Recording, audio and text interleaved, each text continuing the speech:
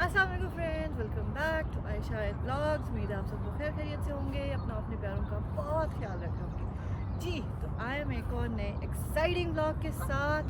तो आज का ब्लॉग हम आपके लिए लेके आए हैं खूबसूरत से पार्क से। सो उम्मीद है आप लोगों को ये थोड़ा सा जो है ना चेंज भी अच्छा लग रहा होगा।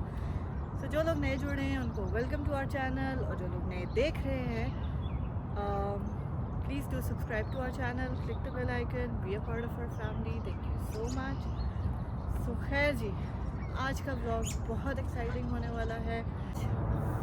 So जी, आज मैं आपको बताऊंगी कि मैंने कनाडा में क्या क्या जॉब्स की है यहाँ तक पहुँचने के लिए। वो कहते हैं ना, क्या क्या पापड़ बेले हैं, कहाँ से स्टार्ट किया और कहाँ तक पहुँचे हैं जी। तो फ्रेंड्स, मैं आपको बता रही थी कि कैसे मैंने यहाँ पे कहाँ से स्टार्ट लिया, कहाँ से स्क्रैच से क्या कहते हैं स्टार्ट लिया यहाँ पे आके। सो जब मैं कनाडा में आई थी, I didn't had much experience. Obviously Canadian experience तो होता नहीं है आपके पास। सो जो जॉब स्टार्ट करने के लिए आपको चीज़ चाहिए होती है, that's first thing is experience. So obviously नहीं था, आते साथ मैंने जॉब स्टार्ट की भी नहीं थी, because I was expecting eight that time. Later on I had a miscarriage. बहुत सारे जो है ना इश्यूज होते हैं।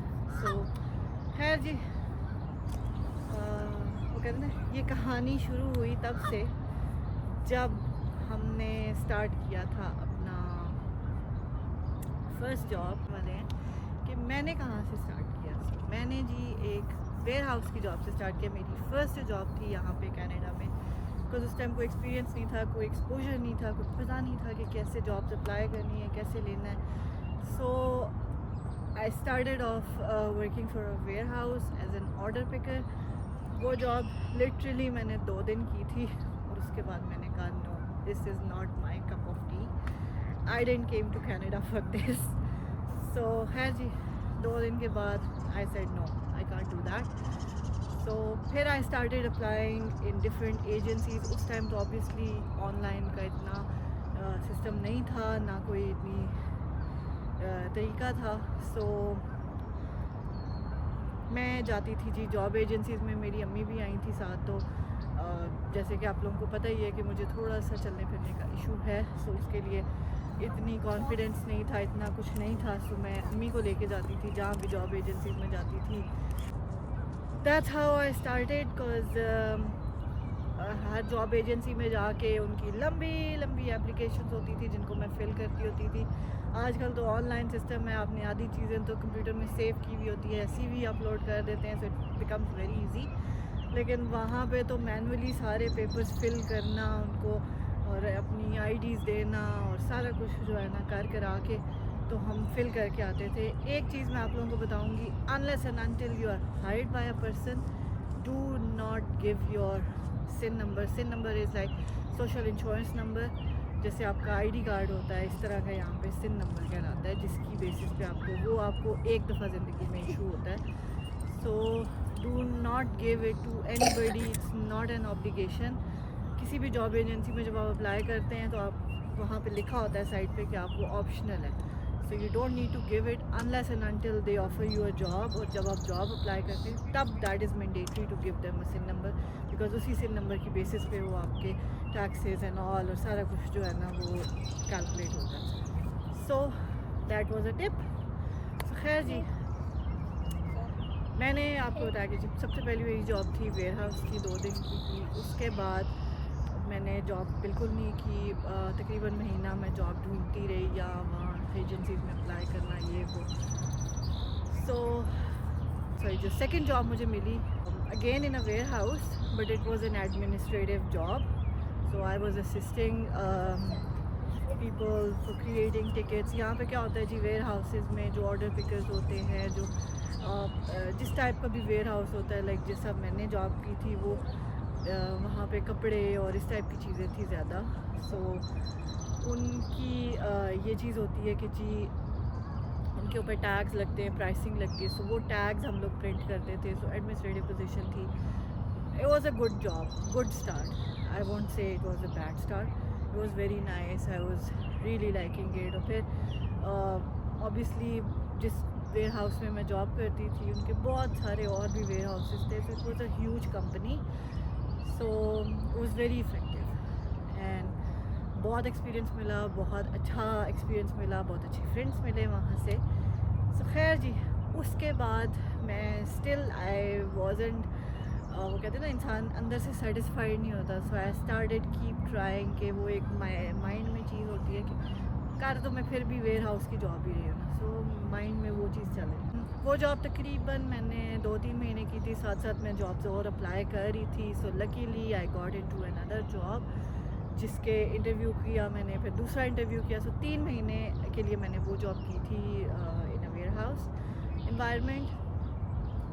सो जो मेरी थर्ड जॉब थी अपनी, and that was a customs coordinator position.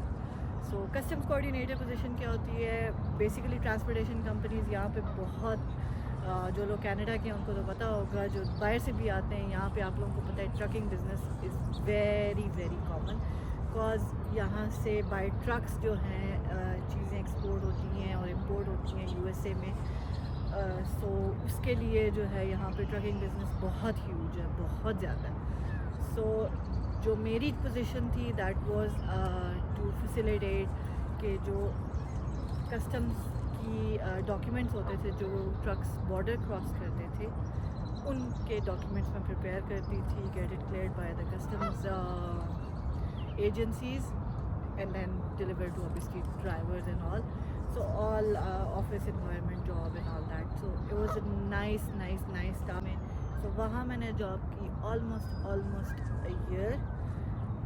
With in that job मेरी प्रमोशंस हुई, मैंने प्रोबेशन से मैं फुल टाइम पे गई। सो यहाँ क्या होता है जी, जब ये आपको हायर करते हैं, अगर आप एजेंसी के थ्रू हायर होते हैं, सो 3 महीने का प्रोबेशन टाइम होता है, उसके बाद आपके बेनिफिट्स वगैरह स्टार्ट होते हैं, like medical, dental benefits and all that.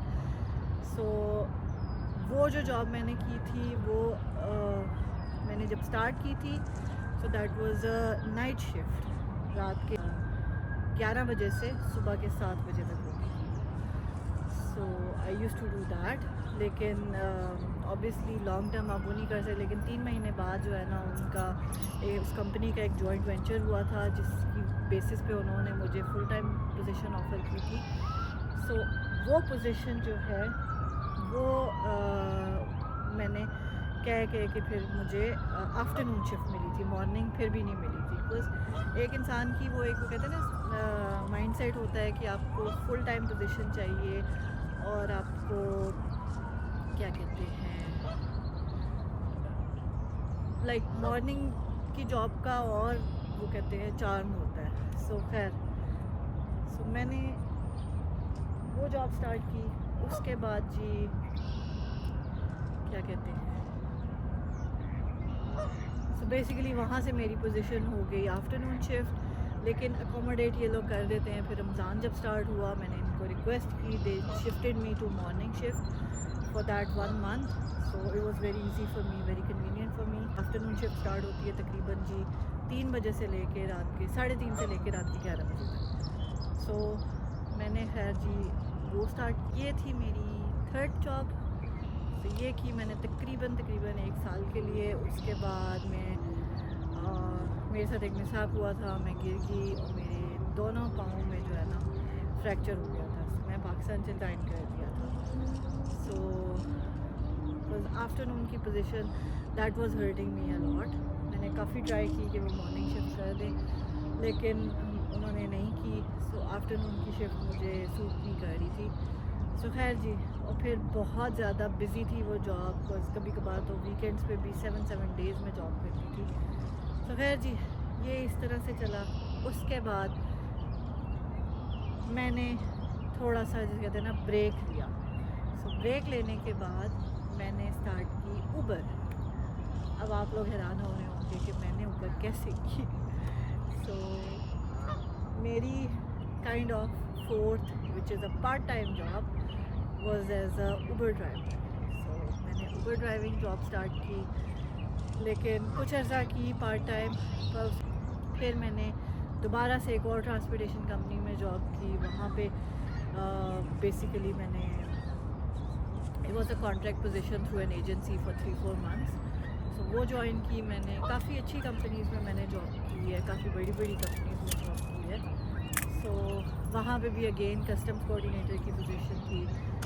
वो 3 महीने के कॉन्ट्रैक्ट के बाद एक और मैंने जॉब स्टार्ट की, that was also for transportation company, also the same kind of job. So that I did again, it was a contract position for 3 months I guess. उसके बाद I had some issues in my personal life, so I went to Pakistan. फिर मैं वापस आई। वापस आने के बाद मैंने स्टिल जॉब की, लेकिन उस वक़्त बिल्कुल जो है ना पर्सनल इश्यूज वाज किलिंग मी, कि मैं किसी चीज़ पे कंसंट्रेट नहीं कर पा रही थी। मेरी पर्सनल लाइफ टोटली डिस्टर्ब हो चुकी थी। सो उसकी वजह से मैंने छोड़ दिया लाइक जॉब्स। एक और जॉब की, लेकिन महीना की, उसके बाद मैंने छोड़ दी। मुझसे नहीं हो रहा था, बिकॉज जॉब पे जब आप जाते हैं सो आप ना भी चाहो तो भी आप ज़ाहिर है जिनको मिलते हैं रोज़ every day, they ask you about your family and all, and I used to feel so emotionally so stressed out कि मैं लोगों से डिस्कस नहीं करना चाहती थी। So that's why I quit the job. So फिर मैंने एक और जगह जॉब की, that was again for an like it was basically किसी एक कंपनी का वेयर हाउस था, लेकिन मेरी जॉब पेरोल डिपार्टमेंट में थी। आई was assisting the CEO for doing the payroll of that warehouse employees, so उनके hours और वो सारी चीज़ें settle करना।